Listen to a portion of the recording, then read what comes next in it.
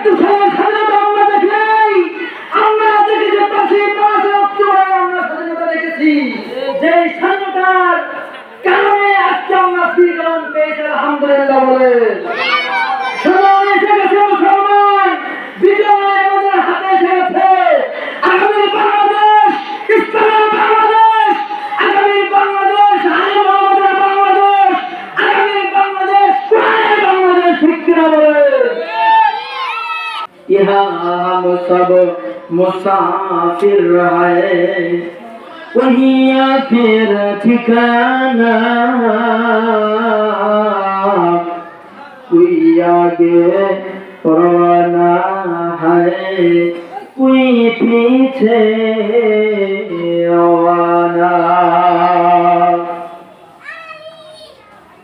এসেছি আমি যাহারি দয়ায়, চলে যাব আমি তাহার ইশারায়।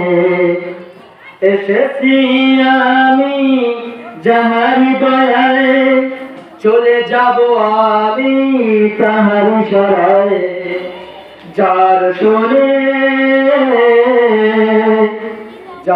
শোনে শুনেছি জীবন মরণ, এই ভুবনে কে আর আছে রে আপন, এই দুনিয়ায় কে আর আছে রে আপন। রংধনু আকাশে শোভনে হারায়, যারে ভালোবাসি সে চলে যায়। যার শুনেছি এই জীবন মরণ, এই ভুবনের কে আর আছে রে আপন। কোরবান করে দেব যার জীবন, এই জীবনে কে আর আছে রে আপন। আল্লাহুম্মা সাল্লি আলা سيدنا مولانا محمد وعلى آل سيدنا مولانا محمد। আলহামদুলিল্লাহ, ঐতিহ্যবাহী খোকসাবাড়ি ব্রাহ্মণগ্রাম পঞ্চেপাড়া আন-নূর জামে মসজিদের মাদ্রাসা উন্নত করবে বিরাট ইসলামী দরবার সম্মানিত সভাপতি সাহেব আলহাজ মোহাম্মদ মহিউদ্দিন মিয়া ও সহ সভাপতি মোহাম্মদ শহীদুর রহমান শাহিন স্যার, আমার মাথার মুকুট, ওনার মাদ্রাসা থেকে আমি চাকরি পাস করেছি, আলহামদুলিল্লাহ। উক্ত মাহফিলের সম্মানের প্রধান আকর্ষণ, প্রধান বক্তা এম আব্দুল কাদের সিরাজি, প্রিয় বড় ভাই সহ হযরত মাওলানা গোলাম আজম ইউসুফী সাহেব গোপালপুর, আরো বিভিন্ন উলামায়ে কেরাম গণ ও আমার সামনে বসে আমার মাথার মতো সম্মানিত মুরব্বিয়ানে কেরাম ও যুবক ভাইরা, পর্দার আড়ালে মা ও বোনেরা, আপনাদেরকে আমার অন্তরস্থল থেকে সালাম জানাচ্ছি। সকলে সালাম উত্তর দেবেন, আসসালামু আলাইকুম ওয়া রাহমাতুল্লাহি ওয়া বারাকাতুহু। ওয়া আলাইকুম আসসালাম। নবী আমার বলেছেন, আসসালাতু ক্বাবলাল কালাম, তোমরা কথা বলার আগে সালাম দাও। কার সুন্নাত? আল্লাহ। নবীজি বলেছেন, নবীর সুন্নাত। এই জন্য আমরা যারা মুসলমান, আমাদের এক নাম্বার দায়িত্ব হলো যখন একে অপরের সাথে কথা বলা শুরু করব, সালাম দিয়ে কথা শুরু করব, ঠিক কিনা বলেন? সালাম দেবে, বুঝতে পারবেন সে একজন মুসলমান, আর সালাম দেবে না, সে মুসলমান হতে। নবী আমার বলেছেন, আসসালামু সালাম, সালামের প্রসার ঘটাও। আলহামদুলিল্লাহ। স্বামী তার স্ত্রীকে সালাম দেবে, স্ত্রী তার স্বামীকে সালাম দেবে, ছেলে তার সন্তানকে সালাম দেবে, সন্তান তার বাবাকে সালাম দেবে, শিক্ষক ছাত্রদের সালাম দেবে, ছাত্র ওস্তাদদের সালাম দেবে। এক মুসলমান অপরকে দেখলেই সালাম দেবে, কথা বলার আগে এটা নবীজির আদর্শ, এটা হলো আমাদের দায়িত্ব সুন্নত। আলহামদুলিল্লাহ। এই জন্য সালামের প্রসার যদি আমরা ঘটাতে পারি, তাহলে আমাদের ইসলামের প্রসার হয়ে যাবে ইনশাআল্লাহ। আমরা সর্বপ্রথম আমাদের রবের শুকরিয়া আদায় করি যে আল্লাহ তাআলা 3 মাস আগে আমাদের এই দেশ পরাশক্তির অধীনে ছিল, জালিম অত্যাচারীদের হাতে ছিল। আজ আমরা ফ্রিডম পেয়েছি, স্বাধীন বাংলাদেশ পেয়েছি এবং স্বাধীনভাবে আমরা কথা বলার সুযোগ পেয়েছি, কোরআনের মাহফিল আসতে পেরেছি, বসতে পেরেছি। এই জন্য মহান রবের শুকরিয়া সকলেই বলি আলহামদুলিল্লাহ।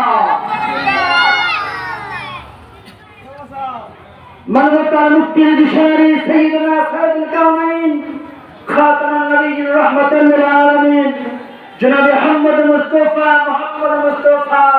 প্রতি মহব্বত দরুদ পড়ি সকলেই বলি সাল্লাল্লাহু আলাইহি ওয়াসাল্লাম। ভূমিকায় আর যাব না।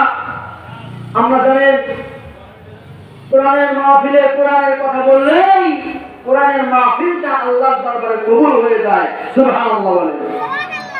সম্মানিত যুবক ভাইরা, এলাকার মুরব্বিয়ানে কেরাম, বাড়িতে বসে না থেকে, তাস্তালে বসে না থেকে, দোকান পাটে বসে না থেকে, আজকে এই রাত থেকে জান্নাতের বাগানে এসে বসে যান। এখানে কোরআন হাদিসের আলোচনা হবে, পথে বুঝা গেল এটা জান্নাতের বাগান। সুবহানাল্লাহ। আলহামদুলিল্লাহ। এখানে সবাই আসতে পারে না, যারা আল্লাহর নেক নজরে যারা পড়বে তারাই এখানে আসতে পারবে। আলহামদুলিল্লাহ। কথায় কথায় 10টা করে লিখে আমাদের আমলনামা লেখা হচ্ছে। রহমতের ফেরেশতা আমাদেরকে ভিডিও করে ধারণ করে রেখেছে। কাল হাসরের ময়দানে আমাদের দেখা হবে। সেই নেক আমল করার কারণে হতে পারে নাজাতের জরিয়া হয়ে যাবে। সুবহানাল্লাহ বলে বলে। মুসলমান ভাইরা আমার, আমি কালামুল্লাহ শরীফের 110 নম্বর সূরা আন-নাসর তেলাওয়াত করেছি। আল্লাহ তাআলা তৌফিক দিলে এরপর কিছু কথা বলবো, আমলের নিয়তে শুনবো এবং আমলের নিয়তে বলার চেষ্টা করব। আল্লাহ সবাইকে তৌফিক দান করেন, সকলে বলে আমিন। কোন সূরা? সূরাতুন নাসর। এটা এমন একটি সূরা যে সূরাটা আমাদের নবীর সর্বশেষ নাযিলকৃত একটি সূরা। আলহামদুলিল্লাহ। এই সূরার ভিতরে মুসলমানদের বিজয়ের কথা বলা হয়েছে। জাতি বিজয় আমরা ছাত্রদের মাধ্যমে আল্লাহর মাধ্যমে আজকে আমরা বাংলাদেশকে স্বাধীনভাবে উপভোগ করতে পেরেছি। অতএব আর বসে থাকলে চলবে না। ইসলামের কর্মীদেরকে মাঠে নিয়ে যেতে হবে, কোরআনের কথা বলতে হবে, হাদিসের কথা বলতে হবে, যাতে করে পার্লামেন্টে এই কোরআনের সংবিধান মতো আমরা চলতে পারি। ঠিক কিনা বলে? এই কোরআন এমনি এমনি নাযিল হয় নাই। কোরআন নাযিলের মাধ্যমে পৃথিবীর সমস্ত মানুষের জন্য হেদায়েতের একটি উসিলা হয়ে গেছে। আলহামদুলিল্লাহ। কোরআনকে যারা ভালোবেসেছে, কোরআনকে যারা মহব্বত করেছে, আল্লাহ তাদেরকে হেদায়েত দিয়েছে। আলহামদুলিল্লাহ বলে। এই কোরআনকে সবাই বিশ্বাস করেন তো? কে কে বিশ্বাস করেন? আল্লাহকে দাওয়াত দিয়ে দেখেন। লিল্লাহি তাকবীর, লিল্লাহি তাকবীর। আল কোরআনের আলো, আল হাদিসের আলো, আল সংসদের আলো।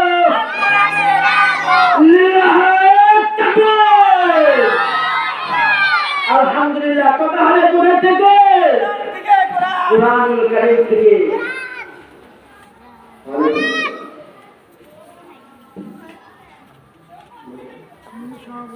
আলহামদুলিল্লাহ। সম্মানিত সভাপতি সাহেব আমাদের মাঝে এসেছে, আমরা তার জন্য দোয়া করবো। যদি অসুস্থ থাকে আল্লাহ তাআলা শেফায়ে আজিলা কুল্লে দান করেন। সকলে বলে আমিন। যা বলতেছিলাম, সর্বশেষ নাযিলকৃত সূরা হলো সূরা নাসর। হযরত ইবনে আব্বাস রাদিয়াল্লাহু তাআলা আনহু হযরত আব্দুল্লাহ ইবনে উমরকে জিজ্ঞাসা করলেন, আমার ভাই তুমি কি বলতে পারো সর্বশেষ নাজিলকৃত সূরা কোনটি? হযরত আব্দুল্লাহ ইবনে উমর বললেন, হ্যাঁ জানি, সর্বশেষ নাজিলকৃত সূরাটির নাম হলো ইযা জাআ নাসরুল্লাহি ওয়াল ফাতহ। আল্লাহু আকবার বলেন।